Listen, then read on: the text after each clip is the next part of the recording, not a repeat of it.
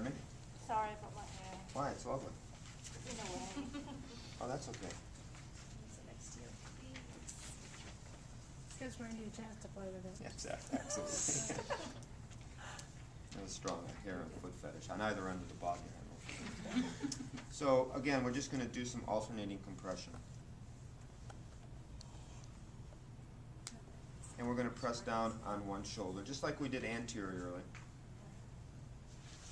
But then we're going to change direction, and then we're going to press right off the superior angle of the scapula, because this really stretches out the levator, because you're going right into the attachment. And you want to pay attention to how you use your body, and try to use as many direct lines as possible so that you're leaning in. If you're working too close and your arm is bent, you're using muscle. And not only does it burn you out, but it decreases your sense of sensitivity. So when you open your body up and use your body more clearly, you're actually creating more space for yourself and the person, because they take the pressure in differently. This perpendicular pressure is a lot more natural feeling. Okay. And then you just want to shift and do the other side. So the heel of my palm is above the superior angle of the scapula. And you're just going in.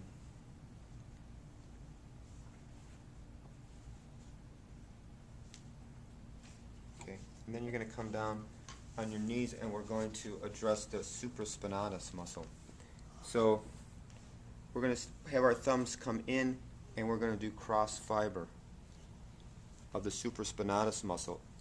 Oh, it's a naughty affair you got going on up there. And you're going to work from medial to lateral. Oh. That's not very good table side manner. Oh, Jesus. That's terrible. That pressure's okay? Not too much? No. Amazing. Feels good. Working a supraspinatus is just damn yummy. I agree. Because it's true. Was that you, wife number one? Yes. Oh my God. Muy bien. Muy bien. Okay, so we're going to come down now to this side here and just do a little petrissage and a little compression, and take that out onto the back of the scapula, because we're going to start addressing the infraspinatus. Lovely, lovely. So be clear about, first of all, the whole contour of the scapula. Okay, so here, yes. So infraspinatus, here. So you want to do compression. Palm of your hand fits just lovely in there. And take that compression out laterally onto its attachment. So you're going to go through the posterior deltoid a little bit. And then I want you to think about the two fiber runs of infraspinatus, the ones that run directly parallel and distal to the spine of the scapula, and also the angles of the fibers coming up from the inferior angle.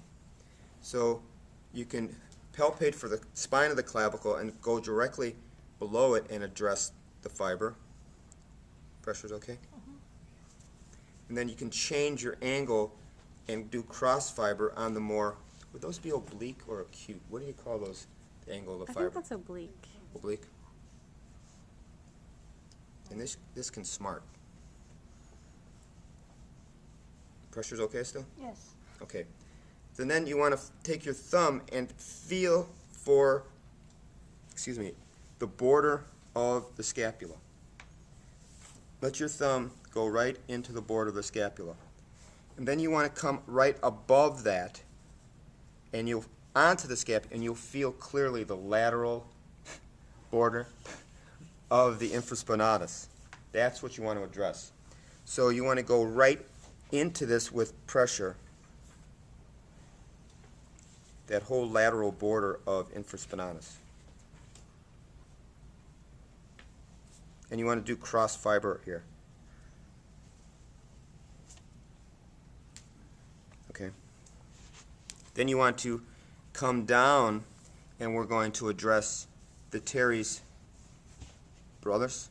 So again, if you take your thumb and palpate for the inferior angle of the scapula and then just take your thumb and strum it up, you'll run right across the teres. That's a surefire way of coming right into the teres. You can't miss it. If you start at the inferior angle of the scapula and just let your thumb come up in a sweeping up fashion, you'll go right across the teres. And once you've found it, I would suggest you open the shoulder up a little bit and come down and grab a hold of either side of teres. And you can then just address it. How's that on a scale of 1 to 10? 7. Okay, 7's good working. Still, you can receive the work and not recoil from it. So again, anytime you can get a hold of either side of a muscle, very good. Okay. And then from there, we're just going to come down below the inferior angle and grab a hold of the attachment of serratus. So you can come right underneath here to get serratus. This will help the shoulder girdle come down a little bit. And from here, we're going to scoop the elbow up. And we're going to get our fingers up underneath here a little bit now that we can, and we're just going to pull laterally.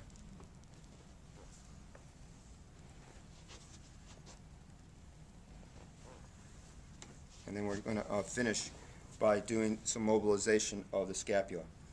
And one way of doing it is taking our inside hand and palm up, cupping the front of the scapula, and we're going to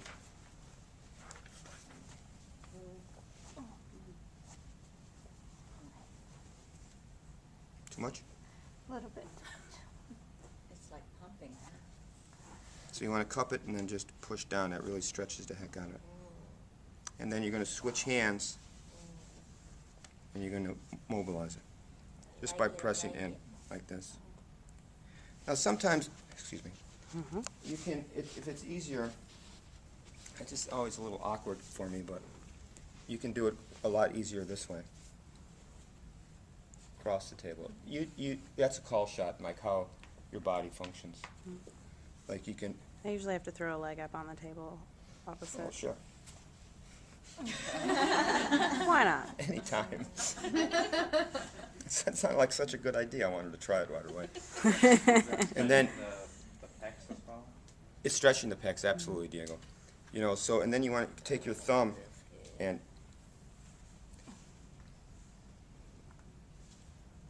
that's a really good way of working. It's pretty easy, actually. Okay?